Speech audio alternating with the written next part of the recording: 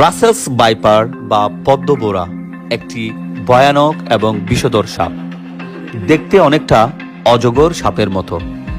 এখানেও যেটি দেখতে পাচ্ছেন এটি কিন্তু অজগর সাপ।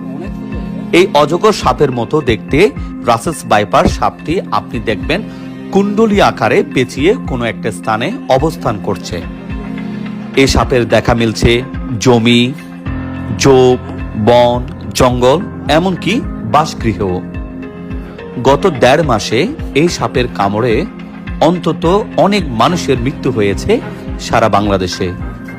এই সাপ ডিম দেয় না, তাই ডিম থেকে বাচ্চা ফোটানোর কোনো প্রশ্নও আসে না। তবে এই সাপ অনেকগুলো বাচ্চা প্রসব করে। সাম্প্রতিক সময়ে দেশ জুড়ে এই সাপের ব্যাপক বিস্তার লাভ করেছে।